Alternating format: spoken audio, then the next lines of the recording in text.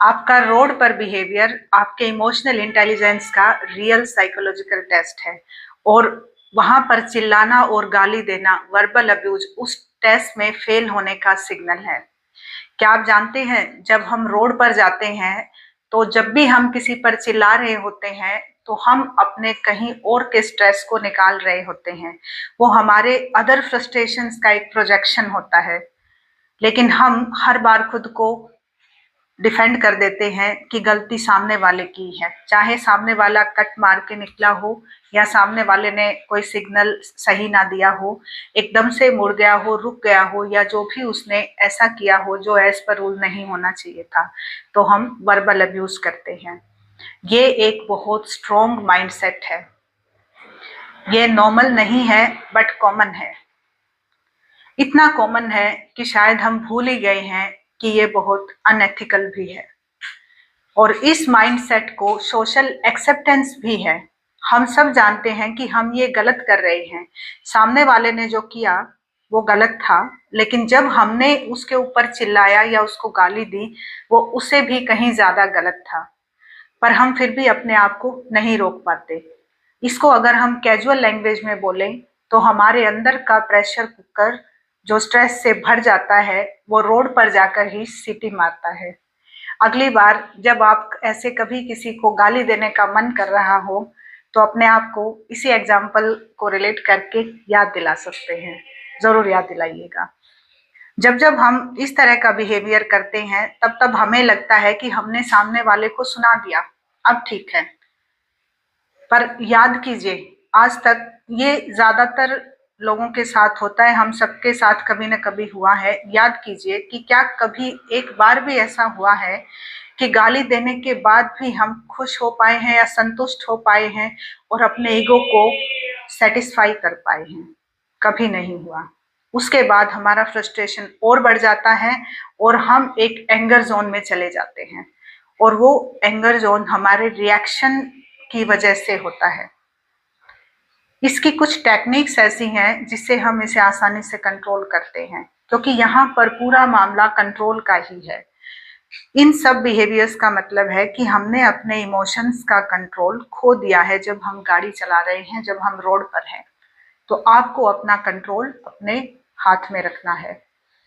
यहाँ पर आपका मोटर कंट्रोल, आपका माइंड एंड बॉडी का कंट्रोल के साथ साथ आपका कॉग्निटिव कंट्रोल भी होना चाहिए।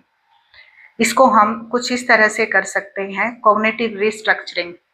एक स्टेटमेंट में समझते हैं, किसी ने हमारी गाड़ी पे कट मार दिया या साइड को टच करके चला गया, हमने उसे गाली दी।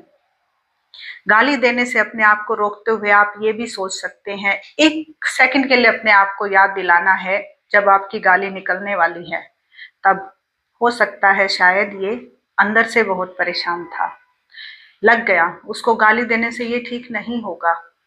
पर हो सकता है कि आपका ये कॉग्निटिव कंट्रोल आपको उस एंगर जोन में, उस साइकोलॉजिकल प्रेशर के जोन में जाने से बचा ले, आपकी प्रॉब्लम को डबल करने से बचा ले।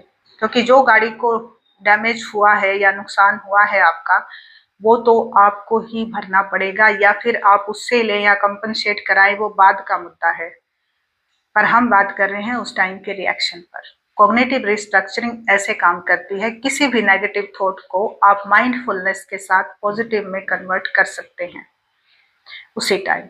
जैसे कई बार हम मजाक में कहते हैं कि जब ट्रैफिक हो, बहुत ज़्यादा भीड़ हो और हमें लगे कि हमें 15 मिनट 20 मिनट यहीं रुकना है, और हो सकता है सामने बारात जा रही हो, तो हमें गुस्सा आता है कि इनको भी अभी आना था। तो कुछ लोग बड़े मजाक में कहते हैं कि जब रुकना ही है तो क्यों ना उतर के वहां डांस कर लिया जाए और अपना डोपामिन लेवल बढ़ा लिया जाए, बजाय इसके कि गाड़ी में अंदर बैठकर हम फ्रस्ट्रेटेड होते रहें।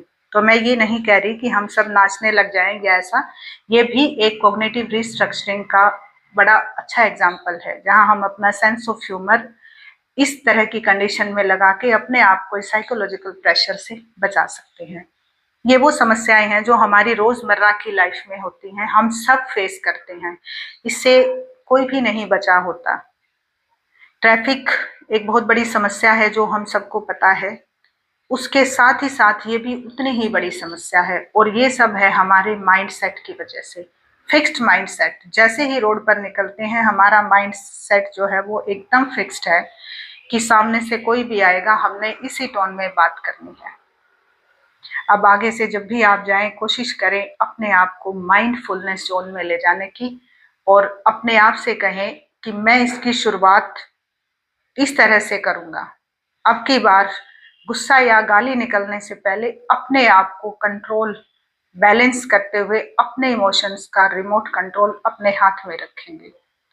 और वर्बल अब्यूज पर अगर आपने अपना कंट्रोल कर लिया तो धीरे धीरे आप सोसाइटी में भी एक बहुत अच्छा कंट्रीब्यूशन देंगे, बहुत लोगों को इंस्पायर भी करेंगे और इस माइंडसेट को बदलने में भी बहुत बड़ी समाज की एक हेल्प करेंगे। हमने ये मुद्दा इसलिए उठाया क्योंकि ये भी माइंडसेट के अंतर्गत ही आता है और इस तरह के माइंडसेट सदियों तक चलते रहते हैं। हम सब परेशान होते रहते हैं, जानते हुए भी शायद जानना नहीं चाहते, समझते हुए भी समझना नहीं चाहते, इसीलिए इसको रोक नहीं पाते। इस वीडियो को ज्यादा से ज्यादा लोगों को शेयर कीजिएगा और खुद भी समझिएगा, अपने आसपास के लोगों को भी समझिए।